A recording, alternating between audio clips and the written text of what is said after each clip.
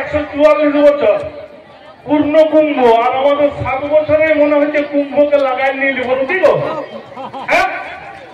তো আর এইরকম যদি পাশে পাশে রাজেশ দাকেও দেখতে পাই, অনুপ দাকেও দেখতে পাই, আর সাথে আমাদের তাপস দাদাও আছেন, বাউরি সমাজ সফলদা আছেন, তো এইরকম যদি সবাইকে দেখতে পাই গো, তো কুলকুলি মানে মমতা ব্যানার্জিকেও বন্ধ করে দিতে পারবো না, পারবো না?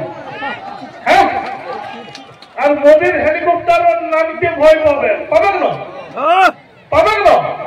তো সবাই আমাদের এক হইতে কি আসতে লাগে, আমরা সবাই বলছি যে মূল আমরা যারা অধিবাসী, মূল যারা অধিবাসী আমরা সবাই বলি 85% লোক।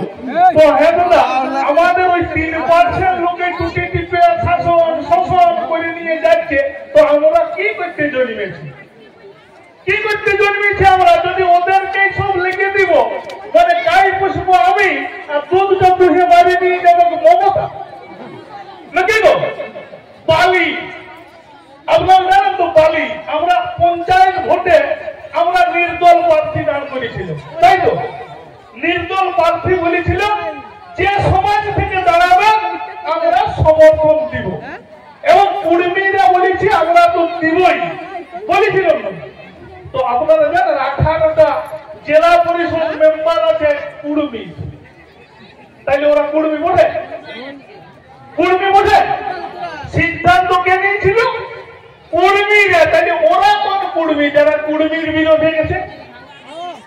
কুর্মীর বিরোধে যারা ভোটে দাঁড়ায় জেলা পরিষদ মেম্বার হয়েছে, তারা কোন কুর্মী? তারা এই ধর্ম কুর্মী নয় নিশ্চয়ই, বুঝে? তো হে, তো ওরা ডাকি যে কুলকুলি মানে আমাদের কুর্মীরা কি করতে চলে যায়, ওদের কোথায় যাবে না? ওই কুর্মীর কোথায় যাবেন?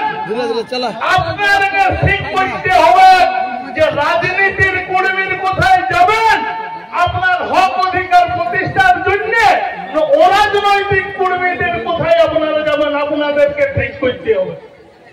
ঘর পাইছেন না? মুখ্যমন্ত্রী আবাস যোজনার ঘর পাইছেন না? কেউ কেউ তো পাইছেন, এখানে কেউ তো আছেন, কেউ না কেউ পাইছেন। বাড়ি কত করে? বাড়ি 60,000। জানেন না আমাদের এখানে এমপি কে জ্যোতির্ময় মাহাতো, এইখানে এমএলএ কে নরহরি মাহাতো, সুশান্ত মাহাতো, এরা কি একদিনও বলেছে যে বালি আমরা 2000 টাকা করে দিব, দিতে হবে? বলেছে একদিনও? হংসেশ্বর মাহাতো বলেছে একদিনও যে আবাস যোজনার যারা ঘর পাইয়েছে তারাকে 2000 টাকায় বালি দিতে হবে? কেউ বলেছে? কিন্তু কারা বলেছিল? কারা বলেছিল? এই কুর্মী আন্দোলনকারীরা। জানেন, ডিএম মিটিং ডেকেছে, বলছে আবাস যোজনার ঘর বানাকে 2000 টাকায় বালি দিতে হবে। আজ ডিএম মিটিং ডেকেছে, কিন্তু কোন এমএলএ এমপি, তো এরা কি করছে? মানে কি বলে, ধান সিজানোর সময় যাই দিয়েছে এমএলএ এমপি, কি গো? হ্যাঁ, কুর্মীর জন্য কেউ বলেছে? কুর্মীর জন্য যে কুর্মীরা এতদিন ধরে এসটি আন্দোলন করছে, কি একটা রেখেছে? Further comment justification. তো এই এরা জানে এমএলএ গুলোটা খায় না, মাথায় দেয়, সিজাই খায় না, চক্তায় খায়, জানে না? জানে কোন এমএলএ দিবে? তাহলে এরা কুর্মীর জন্য ভাববে? এরা কোন এমএলএ এমপি কুর্মীর জন্য ভাববে? তাইলে এরা কেউ ভাববে না। এদের বাংলাকে মোদী আর দিদি আর যারা আমাদের দাঁড়ায় ছিল তাদের বাংলাকে আপনারা। এই সমাজের মানুষ সমাজের উন্নয়ন করবে, রাত দিন এক করে এই মানুষগুলো কেউ ঝাড়খণ্ড থেকে, কেউ উড়িষ্যা থেকে, কেউ বিভিন্ন রাজ্য থেকে, বিভিন্ন জেলার থেকে সবকিছু ছাড়িয়ে দিয়ে এইখান থেকে আসছে। আর ওদের শিকেলিতেও আসবে আর মুরব নেই এইখান থেকে। ওরা তো কুর্মী বলে, নিজেদেরকে তো কুর্মী মনে করে। তো আশা করি তো একবার বলতে পারতাম দাদা কোনখানটায় আটকে আছে, চলুন দিদির কাজ। তো দিদির কাজ যাবার এদের ক্ষমতা নাই দাদা। আর 17 সাল থেকে মমতা ব্যানার্জি আটকায় রেখেছে, আটকায় রেখেছেন। তাই আমাদের প্রধান শত্রুটাকে কে আটকায় রেখেছে? আটকায় কে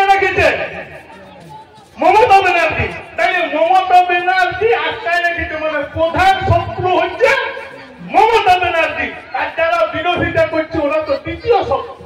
এই আটকায় রাখিয়েছে বলে 17 সালে যদি ঠিকঠাক করে পাঠাই দিত আজ বিরোধিতা হইতো হতো। কোন জায়গায় কেউ বিরোধিতা করে নাই। এই বিরোধিতা লাগাইছে একমাত্র মমতা ব্যানার্জি। একমাত্র দায়ী হচ্ছে মমতা ব্যানার্জি। তো আমরা লোকসভায় নির্দল প্রার্থী দিয়েছিলেন। আমি কখনো বলেছিলাম যে অজিত মাহাতোকে ভোট দিলে জিতবেন সবাই, আর যদি শান্তিরাম মাহাতোকে ভোট দেন জিতবে মমতা ব্যানার্জি, যদি জ্যোতির্ময়কে ভোট দেন জিতবে কে? মোদী। যদি শান্তিরাম মাহাতোকে ভোট দেন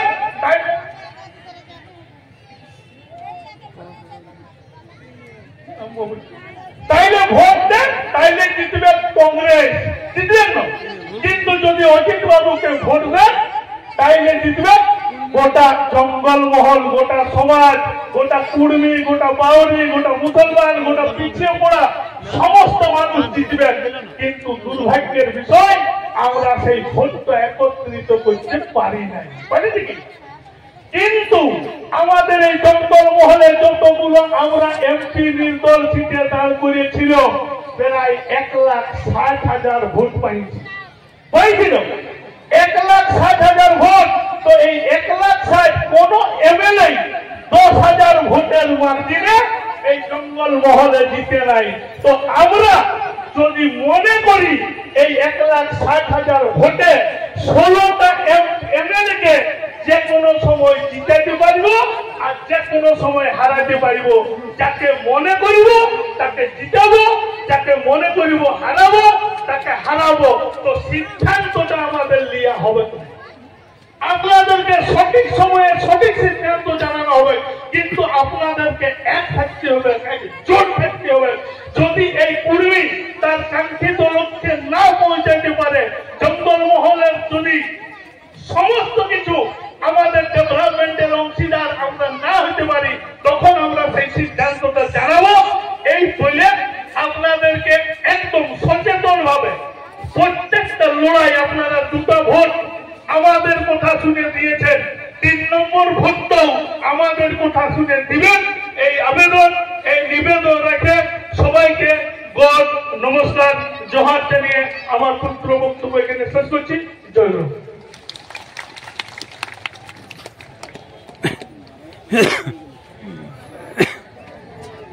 তো বেজে বেজে সাবাস আমরা সঞ্জয় দাকে, তো আমরা অনুপ